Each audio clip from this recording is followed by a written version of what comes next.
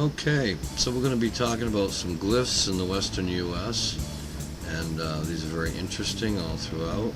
26 different locations. Now, the Native Americans have acknowledged these glyphs as being pre their occupation, and according to Terry Carter, there's an old medicine woman in Nevada who showed some of these symbols to her grandson and told him they were sacred and that they were left by the before now people. In Del Norte, Colorado, it's been handed down from generation to generation that according to the earliest Mexican settlers, they were there before they settled the area in the late 1700s. It has been reported that one particular site in Fillmore, Utah, was seen by the pioneers in the late 1800s. The people of the Ohlone Indian tribe are standing guard over a group of these symbols in Fremont, California. Now, they treat them as sacred, but say that they were there before their people were. The other sites in Colorado have what certainly look to be teepees, whether originally carved with the panel or added on later, I don't know. Now, some of us have been studying these petroglyphs for decades, and we focus on the ancient old world inscriptions, trying to find alien contacts or maybe even descriptive events, which some of these do tell stories.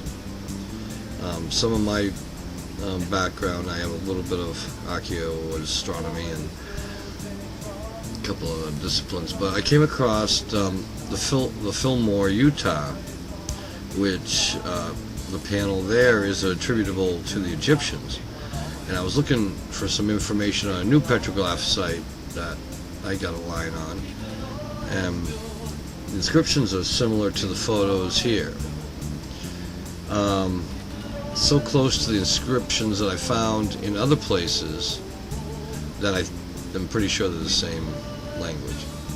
Now, in addition to exact duplicate glyphs, including hand glyphs, and the structure of the inscriptions are identical from what I can gather.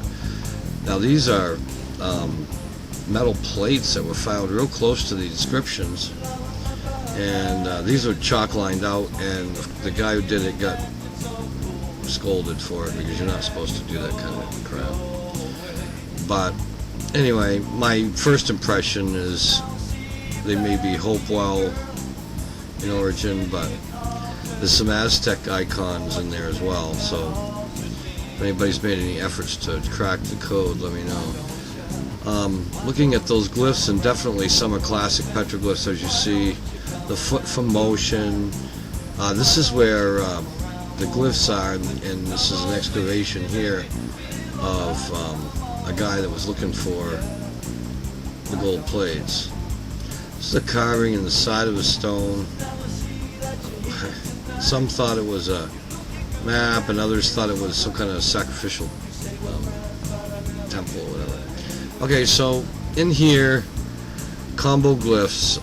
They could be trail markers, maps, but triangles, even the Spanish were from the family of the same.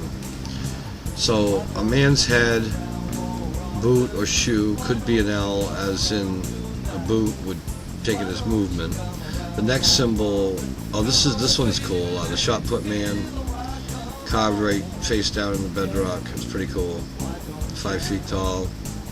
No known. These are signatures. They would have had red handprints over them. Let's see. So anyway, it looks like it's saying there, whatever's the target of these glyphs. Let's see, it goes in, it has a roof. Let's see, not many Indians live in a house, so that could have been a Spanish glyph. There's some that look like spaceships or saucers with the lines through it. Directional markers a lot of times. This here, as you can tell, the ink, that's Egyptian, of course. And 30 feet from that, we find this. I think that's interesting. It almost looks like 2 stories. And this interesting one was pretty good artistry there at the bottom of the leaves.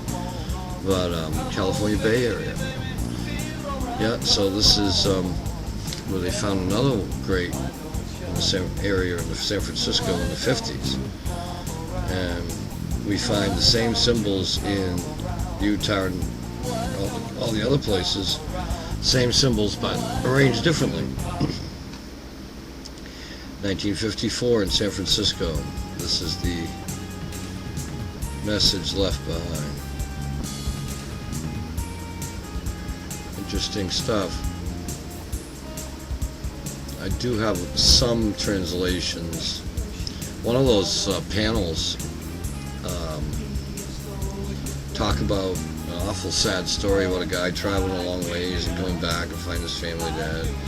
These are your typical handprint signatures. They would put their insignia there and then dip their hand in paint and put it over the symbol, signing it.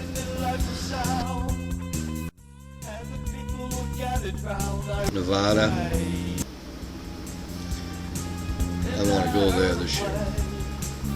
Now this was supposedly left by the before now people that I was talking about earlier, and this is all according to the before now people, before they got their people. Which, okay. And notice the outline of a man's head there too. I just noticed it. Muscles and stomach, even a belly button. Wow. I did not even notice that before. This is a very large panel actually. It's close to the other site. Now what does this relief show? A map? It almost looks like South America, North America. Check that out. And at 8 feet deep near there, ba-boom. Nice accent. Like that. The pike on the other end, on the right-hand side, is broke off. And here's some pictographs we do know are attributable to the Native American tribes. So check this stuff out, you guys, and if you have any ideas about what some of this means, let me know. I think we figured out one of them's a map, but I'm still beating my head about it. So I hope you enjoyed this. See you next time.